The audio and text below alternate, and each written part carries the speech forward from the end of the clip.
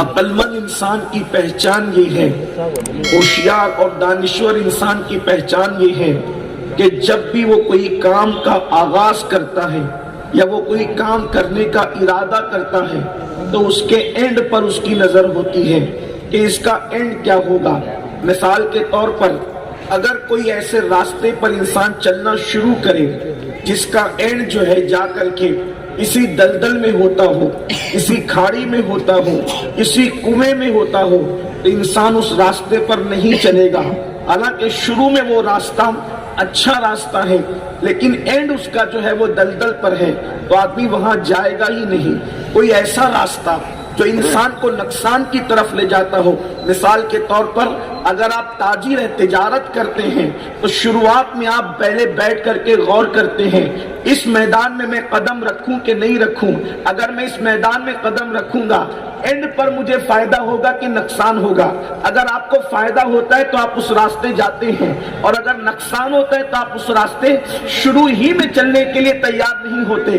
اسی طریقے سے اگر آپ ایک طالب علم ہے، آپ کسی بھی فیلڈ کو چنتے ہیں تو چننے سے پہلے آپ سوچتے چلیں یہ شروعات کی کلاسز آسان ہے لیکن آخر میرے بس کا نہیں، اینڈ میرے لیے نقصان دہ ہے، تو آپ اس راستے پر نہیں جاتے۔ یہی تو طریقہ ہے زندگی جینے کا۔ اس سے بڑا نادان، اس سے بڑا ضیاکار، اس سے بڑا بے وقوف انسان کون ہوگا کہ جس کو اینڈ کے انجام کا اندازہ ہو کہ نقصان دہ ہے، اس کے باوجود بھی وہ اس راستے پر چلے۔ ایسا ہوشیار آدمی نہیں کر سکتا۔ ایک بے وقوف انسان، ایک انتہائی ضیاکار انسان، ایک انتہائی نادان انسان ایسا کر سکتا ہے۔ ہر کام کی شروعات سے پہلے اس کے انجام پر غور کر لینا یہ ہوشیار لوگوں کی پہچان ہے، یہ دانا لوگوں کی پہچان ہے، یہ اچھے لوگوں کی پہچان ہے۔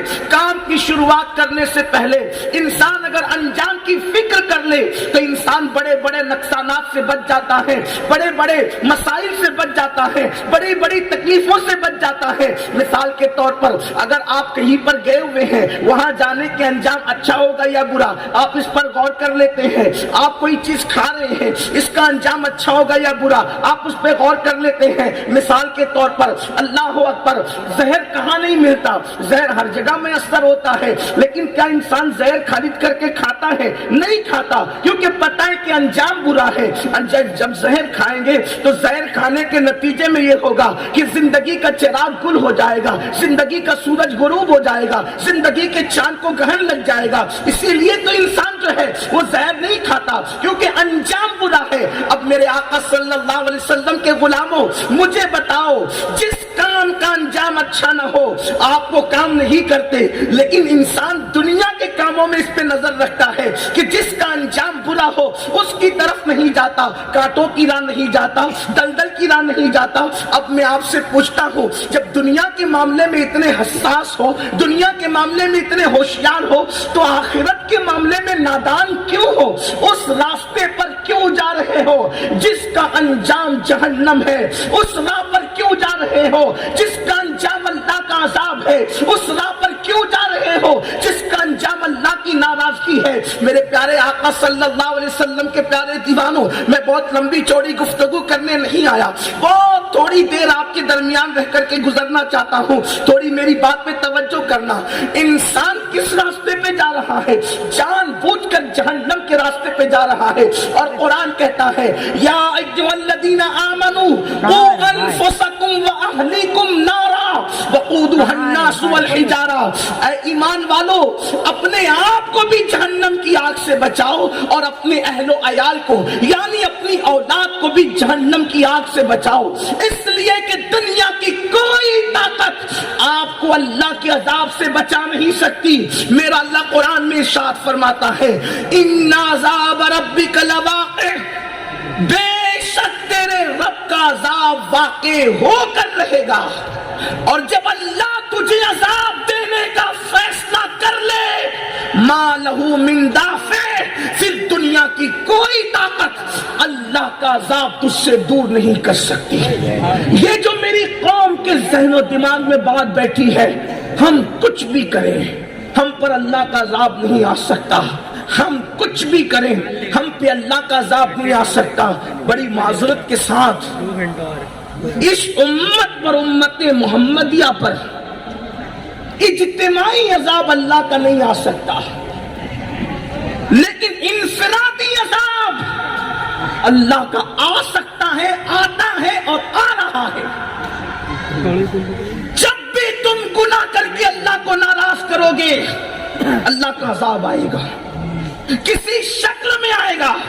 اور اگر آپ بیٹھیں گے اور تھوڑی دیر غور کریں گے تبھی سمجھ میں آئے گا کہ اللہ کے عذاب میں کون کون مبتلا ہے اور کس کس اعتبار سے مبتلا ہے۔ میں آپ کو کچھ نہ کہوں گا، آپ مجھے کچھ نہ کہیں گے، بہت ہو گیا ایک دوسرے کو کہنا۔ ہم اپنے آپ میں ڈوب کر سوچیں گے کہ میں اللہ کے عذاب میں گرفتار تو نہیں، میں اللہ کے عذاب میں گرفتار تو نہیں، اللہ مجھ سے راضی ہے کہ ناراض ہے۔ یہی بیٹھے بیٹھے آپ قرآن و حدیث کی روشنی میں آئینہ دیکھیں گے آپ، اور پھر فیصلہ کر کے جانا کہ اللہ راضی ہے کہ ناراض ہے، اللہ کے عذاب میں گرفتار ہو کہ نہیں ہو۔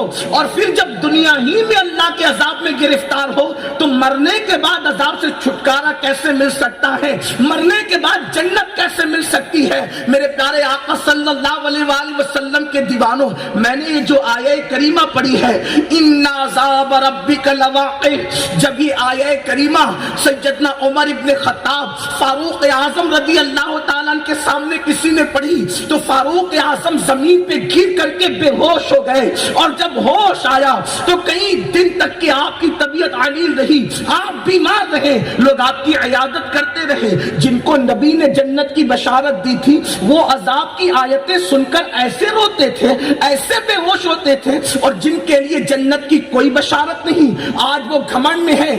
ہم زنا کے اڈوں کو آباد کریں، ہمیں جنت میں جانے سے کون روک سکتا ہے؟ ہم شراب کے اڈوں کو آباد کریں، ہمیں جنت میں جانے سے کون روک سکتا ہے؟ ہم تاش کے پتے کھیلتے رہیں، ہمیں جنت میں جانے سے کون روک سکتا ہے؟ بڑی معذرت کے ساتھ، کیونکہ آپ کو تو سبق پڑھا دیا گیا ہے نا کہ آپ جنت میں جاؤ گے، آپ جنتی ہو کیونکہ سنی ہو، سنی ہو جنت میں جاؤ گے۔ میری بات یاد رکھنا، خود فریبی میں گرفتار ہو، جس راستے پہ تم چل رہے ہو وہ کسی اعتبار سے سنیت کا راستہ نہیں ہے۔ یہ کون سی سنیت ہے کہ آپ جمعہ کی صرف 2 رکعت نماز پڑھیں اور 2 رکعت پڑھ کر کے ایسے مسجد سے بھاگے جیسے اسکول کی چھٹی ہونے پر کلاس روم سے اسکول کے بچے بھاگتے ہوں؟ کیا ایمان والے بھی مسجد سے ایسے بھاگا کرتے ہیں کہ مسجد سے ایمان والے اسی طریقے سے نکلا کرتے ہیں؟ اللہ کے رسول صلی اللہ علیہ وآلہ وسلم نے فرمایا، جس کو مسجد میں آتا جاتا دیکھو اس کے ایمان کی گواہی دے دو۔ ایمان کی گواہی تو مسجد میں آنے جانے پر دی گئی ہے، ان لوگوں کو مسجد کی کبوتری کہا گیا ہے۔